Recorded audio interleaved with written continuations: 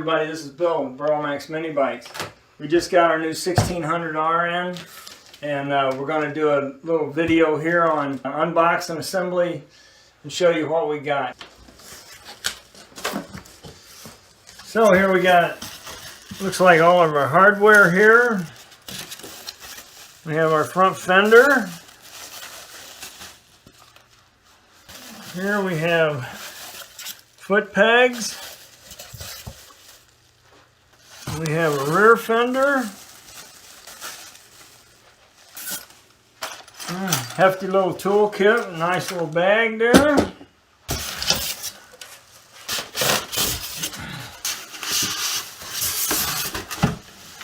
And then we got the handlebars right here. So you've got some wires to attach. Let's pull it out of here now. Grab it by the back, pick the back end completely up, and lift it straight out. This thing is about 90 pounds coming out of the box just like it is. And what do we got left in here? We have the front wheel. We have our decals, TT1600R. And then we have the charger here in the bottom. So that's pretty much our unboxing.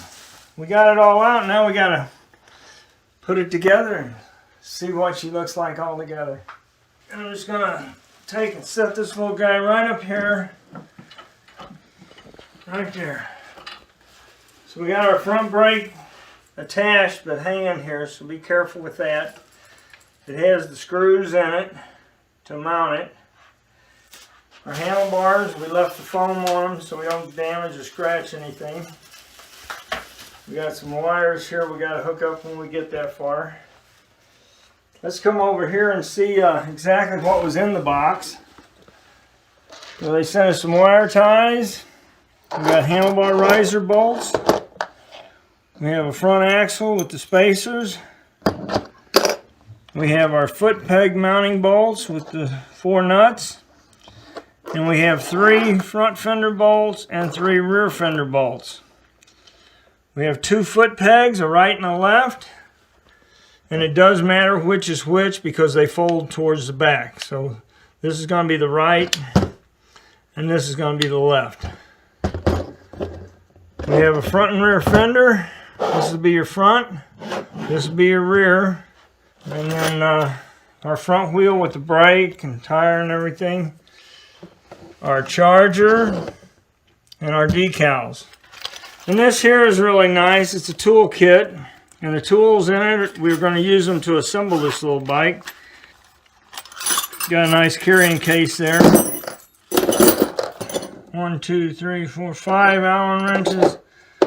4 regular wrenches. Screwdriver. Phillips on one side, common on the other. We're going to start with our handlebars first. So here's our riser caps and our 4 Allen bolts, and our large Allen wrench here should fit them. Let's get our handlebars out of the packing.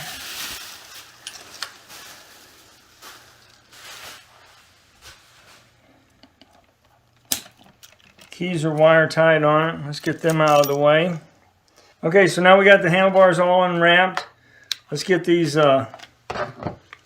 warning labels and stuff off here. Make sure you read this stuff. Doesn't take but a second. We got our wires here we got to connect. Let's get them out of the way. Make sure you don't pinch nothing. Set your handlebars up in here. Make sure your bike aren't twisted up and they're all in good shape there. We're going to put our risers on first here. Get a bolt started.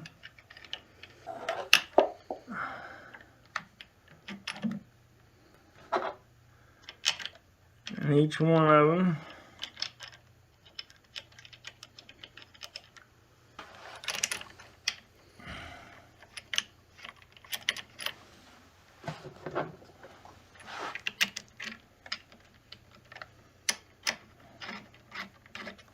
So make sure you center the bars on the fork and tilt them just slightly forward to where this wrench will fit right behind that top bar.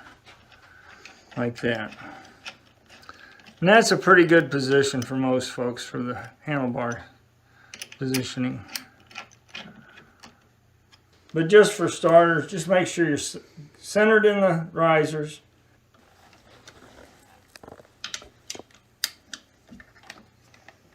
Yeah, if you set your wrench right here, leave a little gap between the handlebar and the wrench.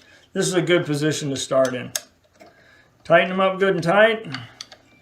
While we're right here, let's go ahead and make sure our wires are pulled down a little bit.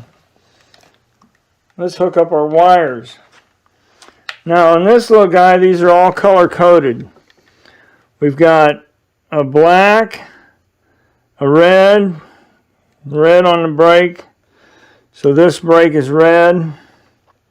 This yellow. We have a yellow over here.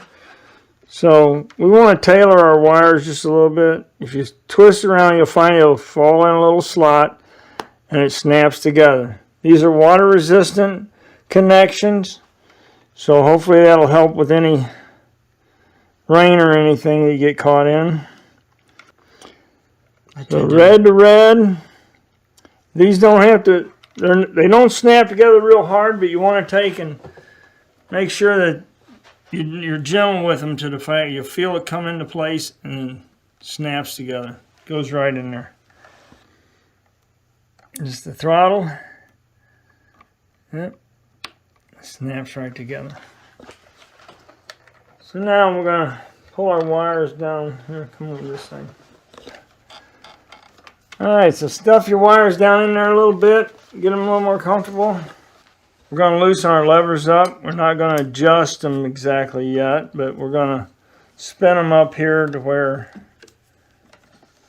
they're close to where we want them. And just snug them up for now. They come folded down in order to work in the box. So you got to loosen your levers and spin it around here to where they're kind of both equal. We're just going to snug them down here. Take a couple of our wire ties. Now we just put one around right here. Hold all my wires together. Don't pull it real tight. Just get it up there to where it's tailored a little bit. Okay, so we got our all unboxed, we got the handlebars set up, we got our wires connected, our brake levers adjusted pretty much where we think they're going to be. Our throttle's still loose, so we got to deal with that. And now we're going to go to the front end. We're going to do our front fender. Our three 5mm Allens.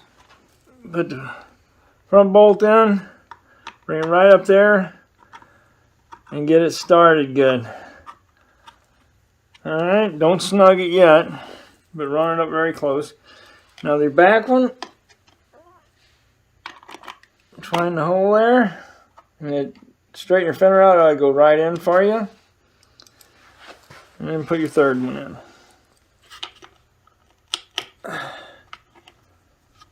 I'm going to take our little screwdriver here and use my handle to tighten it. Get it all good and tight. Alright, now we got our front fender on. Let's put our front wheel in now. With this side to the brake, of course. We got our axle. We'll take one spacer, put the axle in the fork, put that up on there. Slide that tire up in there. And get it started in. Don't push it all the way through. You got to put a spacer on this side. And I just pull the wheel out a little bit and then kind of slide the spacer and the wheel together.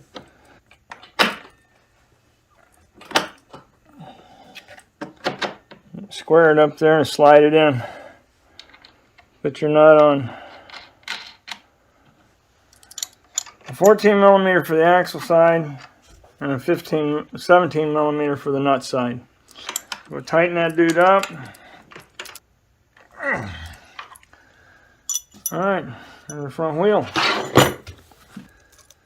And you got two mounting screws here that are in the caliper bracket. You bring it right around here, set the pads on it. Now if you've messed with the levers and you push this together, just use your small common screwdriver to get in between the pads and spread them apart like that, and it'll push the pistons back in and you can get the pad on it. You find a little notch in the disc. Goes right up on there. Make sure you line the holes up. Make sure you tighten these good and tight. Double check these. Look, those things were loose, so you should always check all your bolts on the bike. Tighten those. Loosen these two up. Where your caliper's moving. And pull your brake. Hold it tight. Pull your brake lever. Hold it tight. And come down here and retighten these two mounting screws. And this is adjusting the brake caliper to the disc. Now it's lined up square with the disc. Beautiful. You see where my hand is right here? There's a bracket that takes the place of the shock during shipping. And it holds this thing in place. So we're going to take it out. See where that's at? Come in there, take that. So then you need a 12 millimeter for this side.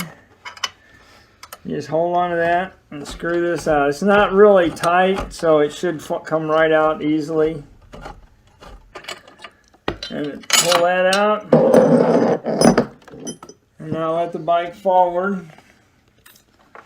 And then we got to take the bolt and nut off up in here and get this bracket out of the way.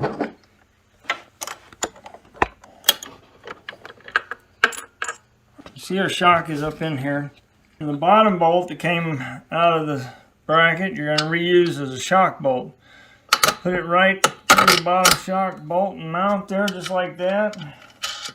Put the nut on it. You need a 12 millimeter wrench. Good.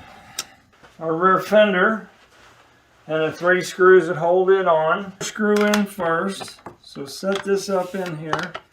It sits right up there like that.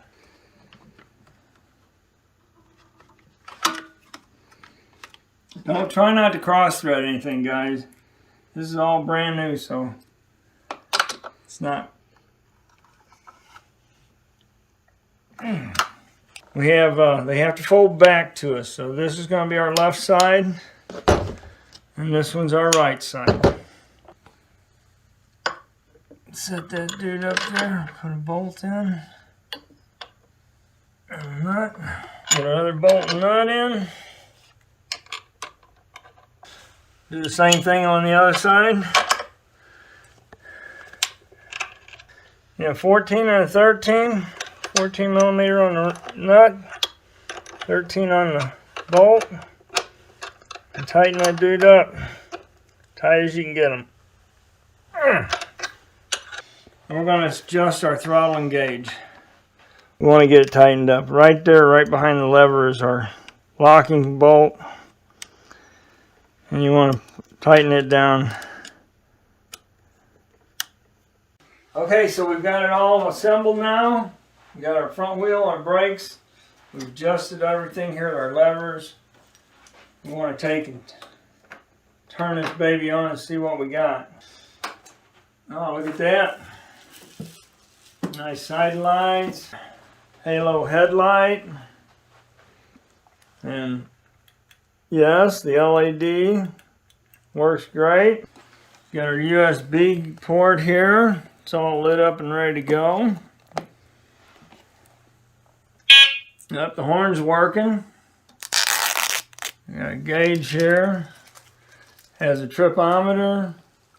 Has a bar gauge showing our batteries about a little better than half full. It's got the high speed, which is the button here on the side.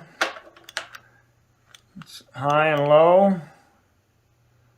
When the button's pressed in, it's on the low speed setting, which is like 16 miles an hour. Push it out and it's on high, which is 32 miles an hour. The gauge here at the bottom tells us how far we've been. So we've got our side lights here on, and there's a small hole here in the side of the battery box, a little screw, and it's on. And if you don't like it, you turn it off. It's a great safety factor though. With the light on, you see this thing anywhere. And then we have right here in front, we have our standard and sport mode. Just like on the 750, 250s, 350s. You had a little switch in there. Well, this is just a push switch. We're pretty much ready to go. You want to fully charge it before you ride it. I know it's tempting, getting it all together and you're ready to go. You might take a short lap, but fully charge it before you ride. The battery comes in about 60-70% charge. And you want to fully charge it. In the first few charges, you want to run it down to about 30% and then fully recharge it. For about 4 or 5 charges. That'll cycle the battery good and make it last a lot better for you. Charge better. Full charge on this battery is 59 volts. So if you're going by the voltmeter it does have on it, you want it to be about 54 volts, 55 volts when you store it. 45 pounds air in the tires.